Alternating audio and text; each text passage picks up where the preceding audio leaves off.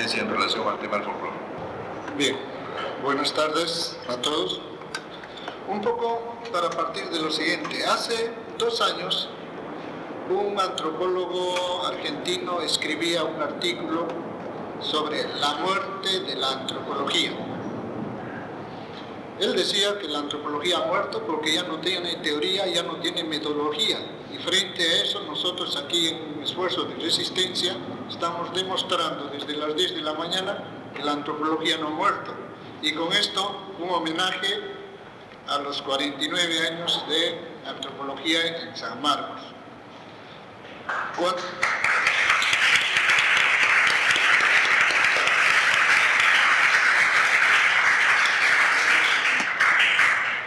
Cuando nos pidieron hablar sobre la relación de la antropología y el folclore, un poco me preguntaba y decía, voy a hablar de antropología, porque para mí el folclore es una manera de hacer antropología, porque yo no la considero una disciplina aparte o independiente de la antropología. La antropología, en el quehacer de la antropología, el estudiante o el profesional, para estudiar el sentimiento, el alma del pueblo, tiene varios caminos. El camino que nos recomendaban siempre era el camino de herradura, el camino peatonal, ¿no? O como José María Arguedas decía, los camiones y los trenes de tercera, donde ahí se juntan las poblaciones, se puede conversar y convivir con la naturaleza, con la gente, que gente entendida como parte del recurso natural. Esto lleva a hacernos ver, a contarles una historia. Cuando yo caminaba hace 2 años por un camino de peatonal o Runañán a supervisar el trabajo de campo de uno de mis alumnos de la Universidad Nacional del Centro, casi a un día de viaje a pie en una comunidad campesina, fuimos rodeados por una comunidad de campesinos, ¿no? Yo dije en los años 85, ¿qué va a pasar acá? Me está rodeando toda una comunidad, ¿para qué? Entonces un momento pensaba, de repente son los alzados en arma, de repente son ronderos, de repente no sabía, y cuando fuimos casi capturados, me dice, usted es antropólogo, ¿por qué no viene a estudiar en mi comunidad? Porque la antropología estudia el folclore.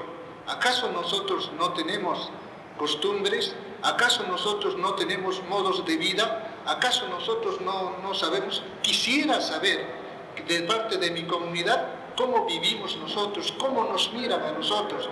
¿Estaremos bien o estaremos yendo mal? Esto me lleva un poco a pensar cómo este término folclore es un término fuertemente recusado por mucha gente, porque yo también estoy de acuerdo de repente en que no es el término más correcto y más feliz para utilizarlo, pero sin embargo ha adquirido un carácter democrático en tanto el pueblo siente que lo que hace él, ¿no?, es parte de eso que denominamos nosotros folclore. Y más aún cuando en los eventos de folclore que se realizan cada 2 años o cada año, ¿no?, se juntan gentes que vienen del pueblo, que no son antropólogos, se juntan ingenieros, agrónomos, médicos y todo tipo de trabajadores sociales, y entre ellos los antropólogos, para debatir sobre los estudios que van haciendo cada uno en sus campos ¿no?, sobre este aspecto que se llama folclore.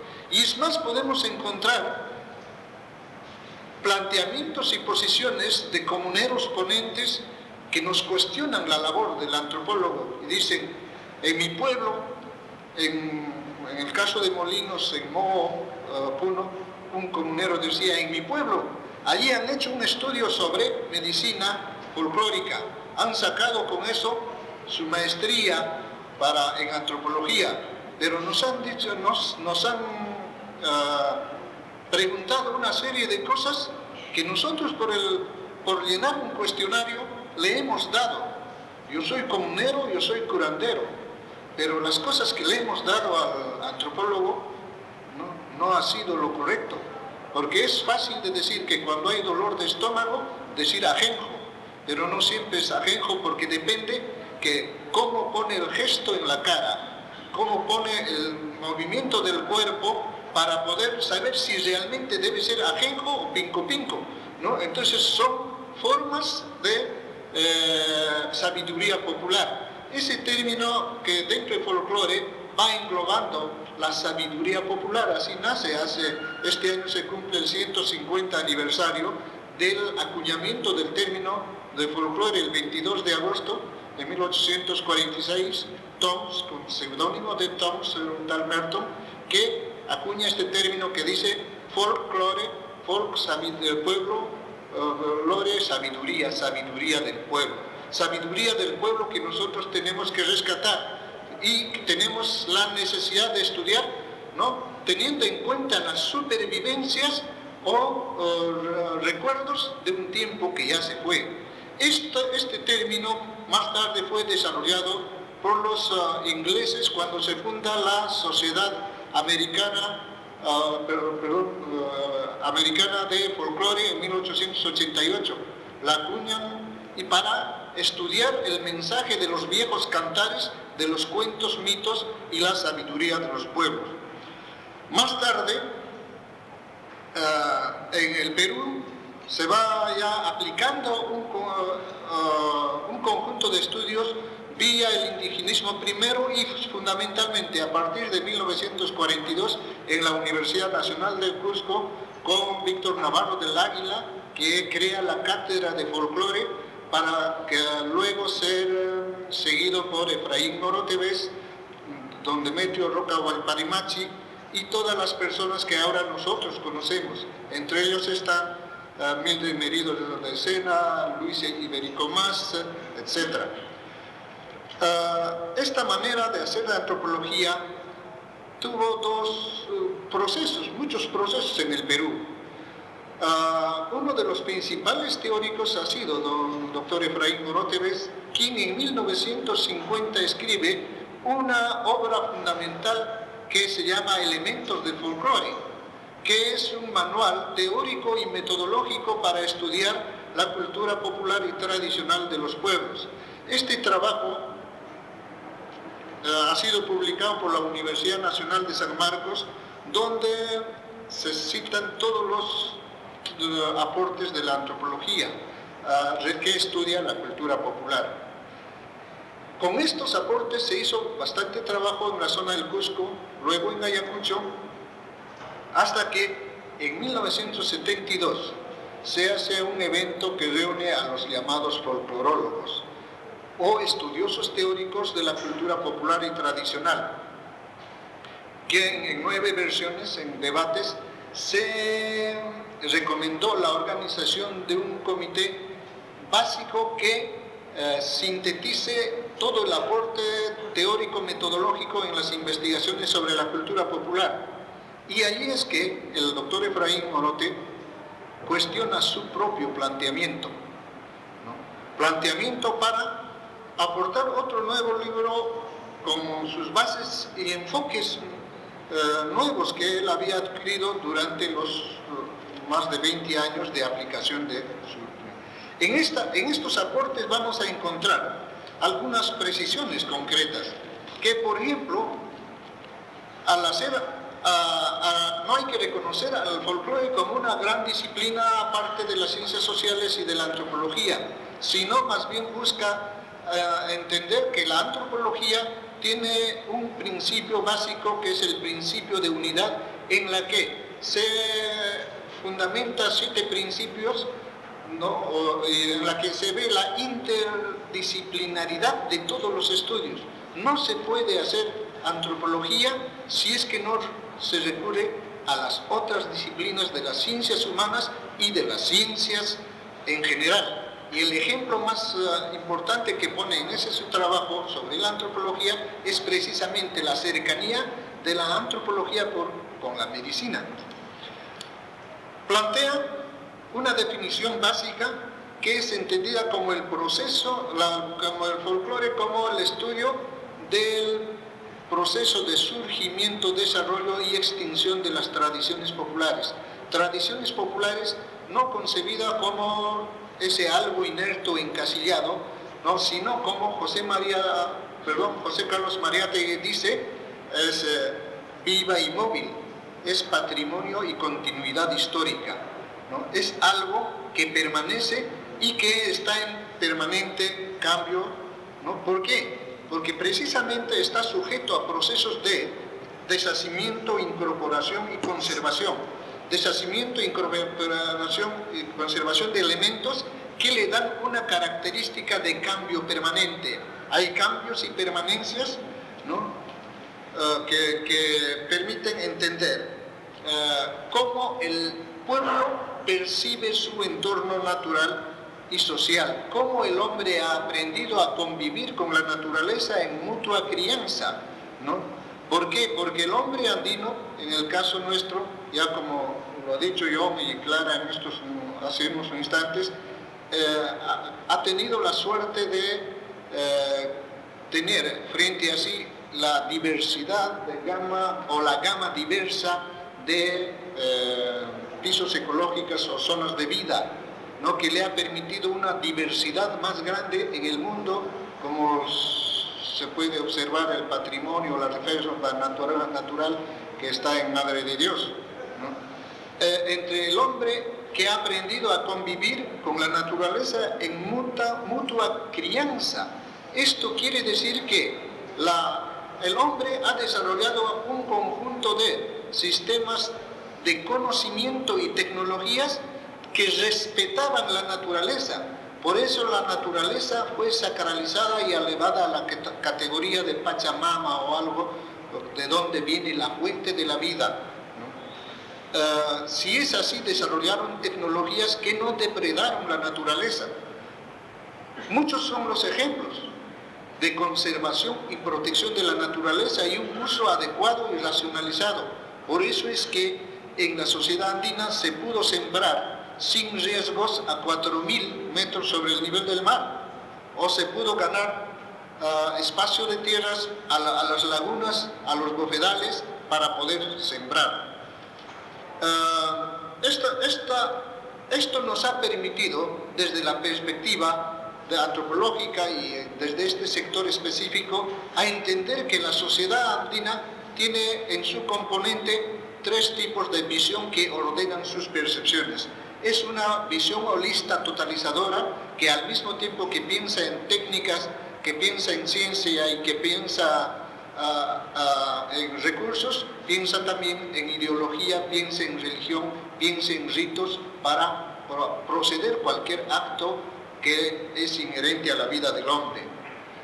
No es antropocéntrica su pensamiento, por el contrario, es agrocosmo-etnocéntrica, porque sabe entender el comportamiento del entorno natural, porque el pati, por ejemplo, fue árbol sagrado para los wari o para los incas, porque servía para pronosticar los ciclos agrícolas y la planificación agropecuaria, y al mismo tiempo estaba expresada en su carácter histórico, proyectivo, progresivo, porque a diferencia de la sociedad occidental, sigue teniendo mitos, sigue teniendo perspectivas, sigue teniendo utopías, y si es que tiene eso, sigue teniendo metas, y esa meta alcanzable solamente es posible respetando y protegiendo la biodiversidad y protegiendo al mismo tiempo la diversidad cultural. Muchas gracias.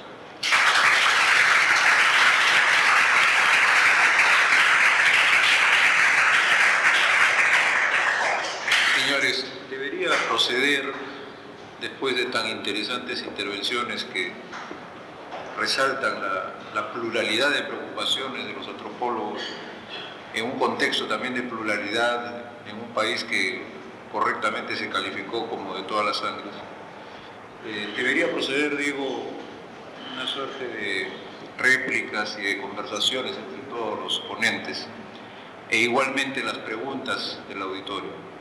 Pero nuevamente estamos con el problema del tiempo. Entonces, consultando con los organizadores del evento, creo que vamos a dejar a este nivel la parte académica y pasaríamos en ese sentido.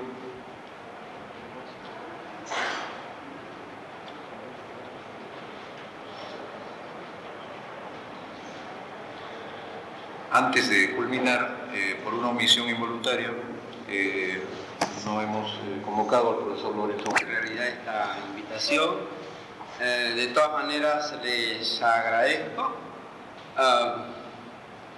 Están haciendo recuentos y perspectivas de la antropología. En verdad, hace muchos años el trabajo de campo lo hice con los antropólogos. Yo me colaba en el carro donde iban los antropólogos, que antes su laboratorio era acá por Chancay. Y en realidad ahí comencé a ver un conjunto de aspectos que la historia no lo veía en realidad. Cuando hablábamos de mundo indígena, para la historia era un poco raro. Entonces, de esa manera yo agradezco a la antropología en realidad, que me permitió ver un abanico de posibilidades y ver enfoques nuevos, ver enfoques de cómo, por ejemplo, a nivel histórico estructuraba la sociedad, la gente del pasado. Entonces hay un acercamiento sumamente muy cercano con la antropología. Nosotros hemos trabajado por inspiración antropológica y por técnica histórica, la paleografía. Hemos trabajado religión hace mucho tiempo, religión indígena, que en esos tiempos para la historia era una cuestión exótica y para antropología era una necesidad, porque en realidad la historia decía, pero ¿cómo es posible que religión indígena? Estábamos pensando en el siglo XVII, en el cura Seráfico y la Virgen Milagrera. La cultura histórica estaba en Lima, nomás en las ciudades, no estaba en el campo. Y cuando se le habló de los Malquivillas, de los Intivillas, qué sé yo, era una cosa nueva. Entonces para la antropología caía bien este tema, pero para la historia un poco exótico. Hemos tenido pues que regar, que luchar poco a poco para que los historiadores fueran compenetrándose en este mundo pues de lo que los profesores están diciendo, esto de la cultura de las gentes. Nosotros hemos trabajado, nos ha servido este tema de religión por muchos años, pero en realidad en la actualidad estamos viendo que esto no es suficiente. El problema de ver organizaciones religiosas así, y hemos visto la necesidad de plantear de otra manera el asunto, viendo por ejemplo cómo planifican primero el espacio, la planificación del espacio. Nosotros hemos hecho historia en el aire, sin ver el espacio, por ejemplo. Y la planificación del espacio es una cosa fundamental, básica. Sin eso no podemos entender las estructuras y los eventos que se producen. Entonces, en los últimos años nosotros estamos viendo cómo a través del tiempo se ha venido planificando el espacio. A través, por ejemplo, antes nos hemos dado cuenta que no podemos los historiadores aperturar una investigación del siglo XVI si no entendemos, por ejemplo, el intermedio tardío, cómo planifican. Y ahí también está otra mano que nos da el apoyo, que es la arqueología.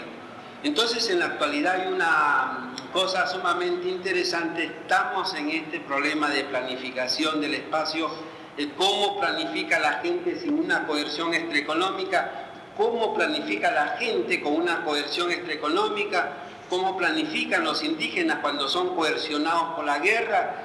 ¿Cuál es la respuesta dentro de esta conformación urbana? ¿Cuál es la respuesta campesina? ¿Qué elementos se enhebran dentro de estos monumentos, dentro de estas iglesias?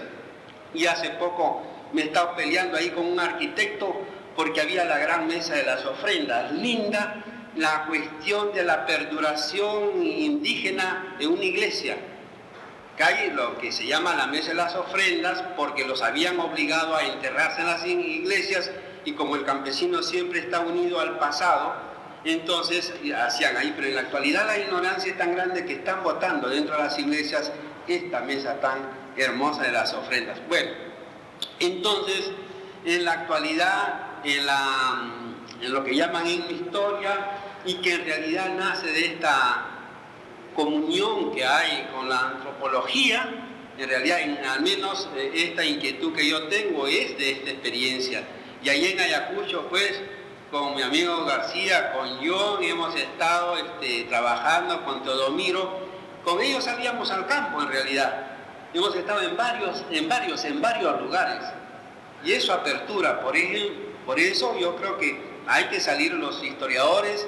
Si bien nos gusta el material documental, la paleografía, tenemos que ir a los sitios. Ya en los últimos libros, por ejemplo, Burga ha demostrado que para armar ese libro que hizo, tuvo que salir a Mangas a trabajar. Entonces, bueno, el tema es esto, el problema del espacio social. ¿Cómo se organiza el espacio social? Y cómo el espacio social de cuando en cuando es desorganizado o reorganizado por la naturaleza. Porque el hombre reorganiza la naturaleza quiere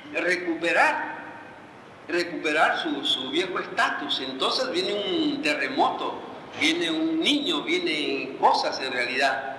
Entonces en este trajín, ¿cómo el hombre vuelve? ¿Cómo se compenetra con la naturaleza? ¿Qué es lo que hace? ¿Qué mitos, qué cosas surgen después de una gran hecatombe natural y cómo se recomponen? Nosotros hemos estado en historia, por ejemplo, económica, muy orondos, como dicen por allí, trabajando, haciendo grandes gráficos hermosísimos, ¿no?, que llamaban la atención, pero nunca tuvimos en cuenta, por ejemplo, el problema natural. El problema que ya no hay trigo durante 30 años. ¿Qué es lo que pasa con esa escala, con esa gráfica?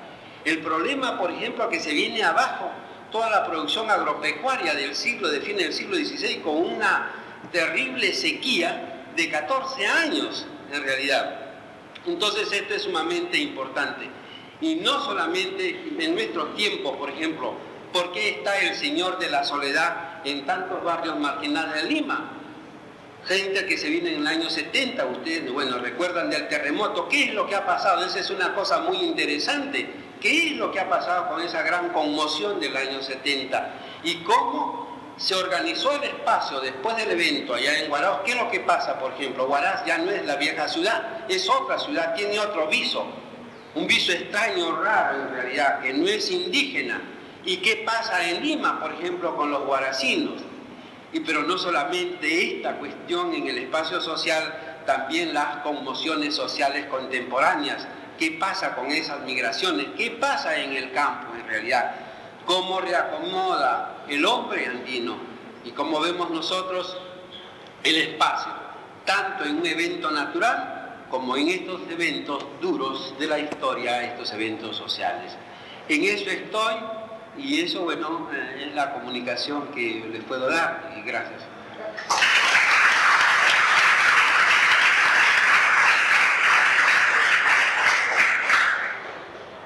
Agradecemos al profesor Lorenzo Huerta su interesante intervención.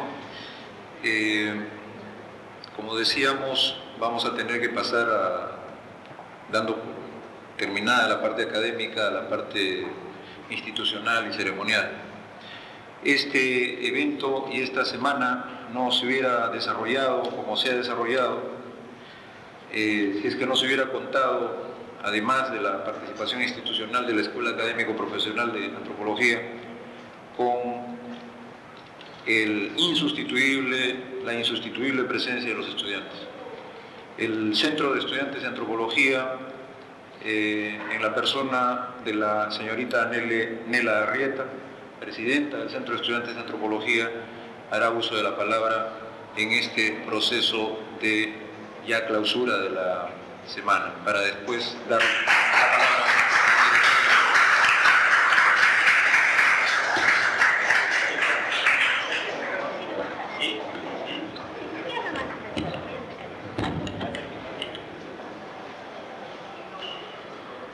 Bueno, ante todo buenas tardes, señores profesores, señores doctores que nos acompañan, compañeros todos. A nombre del Centro de Estudiantes de Antropología, nuestro más profundo agradecimiento, profundo y sincero agradecimiento a todas y cada una de las personas que han hecho posible la realización de esta, en un primer momento tal vez utópica idea de realizar una semana de antropología. La verdad que en estos momentos muchos de nosotros nos sentimos bastante emocionados y muy satisfechos durante estos 3 días, en medio de temores, en medio de tal vez dudas en un primer momento, pero la verdad que ahora nos sentimos bastante contentos. Reitero nuevamente mi profundo agradecimiento y mis felicitaciones a todos y cada uno de los doctores que nos han acompañado en el transcurso de estos 3 días, así también a todos y cada uno de los compañeros. Yo personalmente, a mis compañeros, pido 1000 disculpas por no poder haber estado con ustedes. Como ustedes saben, yo me encuentro fuera de Lima, entonces me ha sido imposible trabajar a lomo partido, como se dice, pero los he visto de verdad, tal vez un poco desde lejos, a un costado, pero de verdad mis felicitaciones, mi agradecimiento y muchas gracias a todos.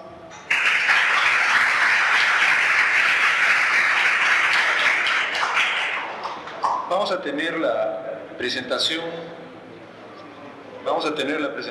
del artista popular Hugo Cicos, pero antes de ello, el licenciado José Vega Pozo, director de la Escuela Académico Profesional de Antropología, hará uso de la palabra para clausurar este evento.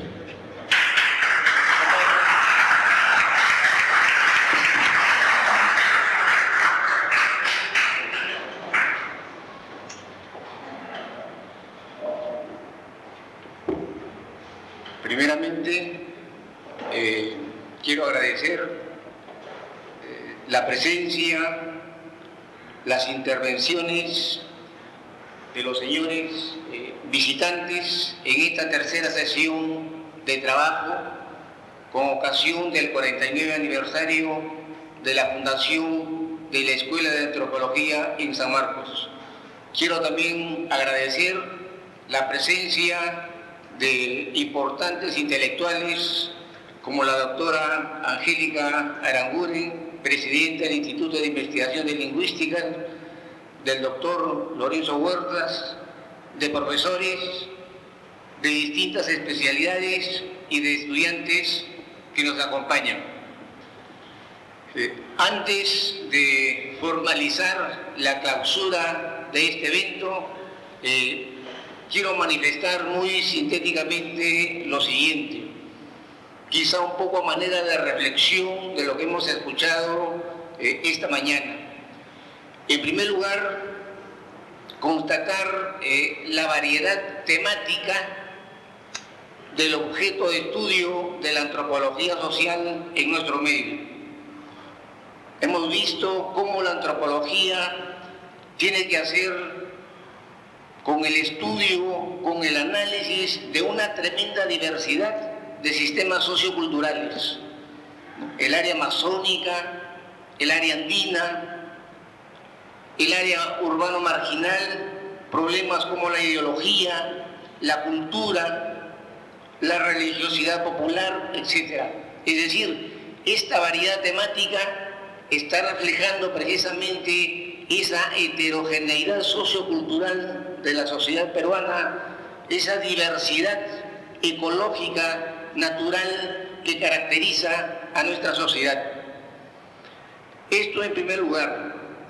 En segundo lugar, la necesidad de relevar en los enfoques, en los estudios de carácter interdisciplinario. La antropología necesita de la lingüística, de la arqueología, de la sociología, de la demografía, de la historia, de la politología, etc. Es decir, falta en nuestros estudios un enfoque global, un enfoque integral de la problemática propia de nuestra sociedad.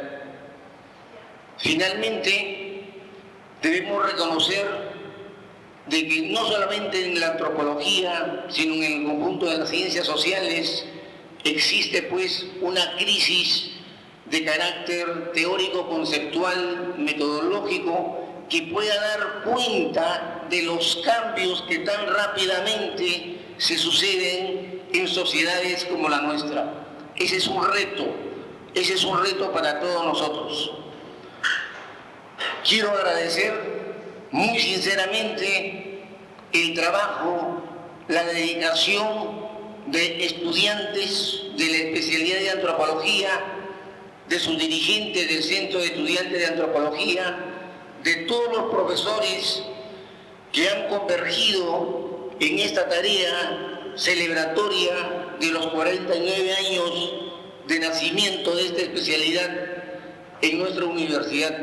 A todos los conferencistas, a todos los señores que, en fin, con su presencia, con sus ideas, con su voluntad, han contribuido a las celebraciones de este aniversario. Tenemos una serie de retos que ya lo señalé el primer día de inicio de esta semana. Y no nos olvidemos que tenemos un reto mayor para el próximo año, cuando celebremos nuestros 50 años de antropología en el Perú. Es decir, por delante tenemos tareas muy trascendentes, muy grandes, y yo pido a todos los docentes de antropología, a todos los estudiantes, esta tarea. Con estas palabras doy por clausurado esta semana celebratoria del 49 aniversario de nuestra especialidad. Muchas gracias a todos.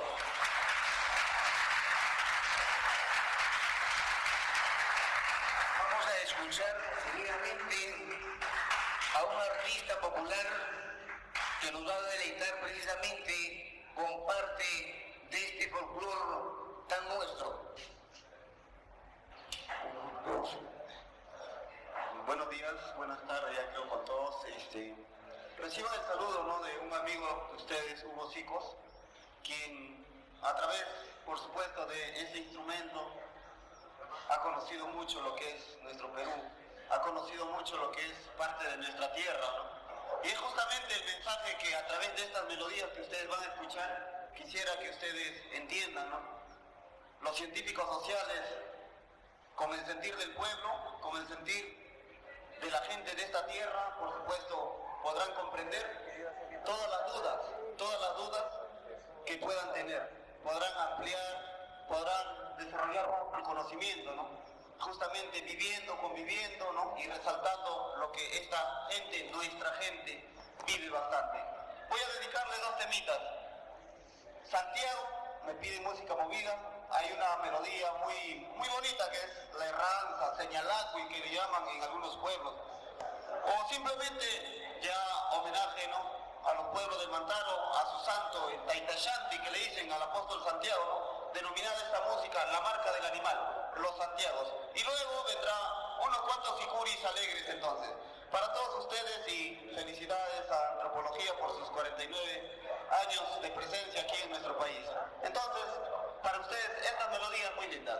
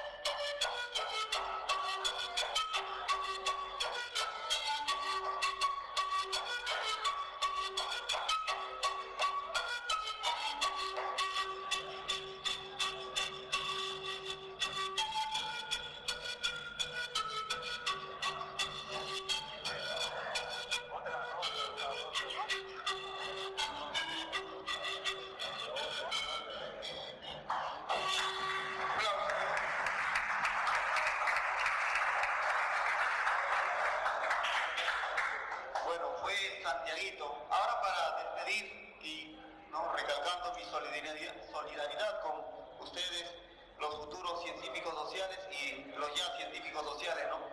Entonces, la música que gusta bastante a este pueblo de San Marcos, a esta gente, Luis, viene a ser sicuris, y a ver pues, si se atreven, a ver quién se atreve, ¿no? La música, claro, lo voy a hacer en esta forma, de forma individual, pero en esencia el sicuri es colectivo. Vamos con este sicuri.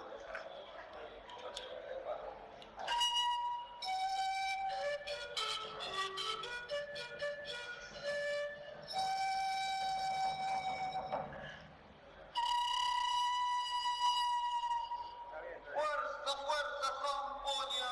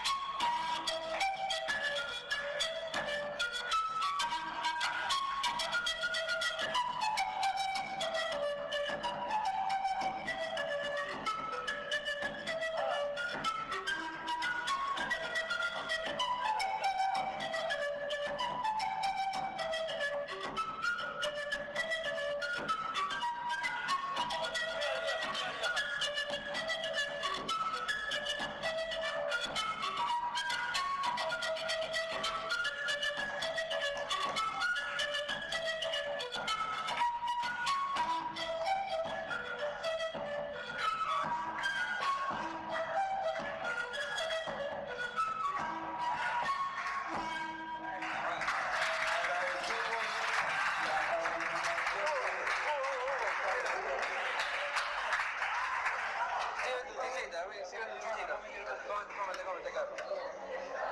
Oye, te pasaste, chocha, acá,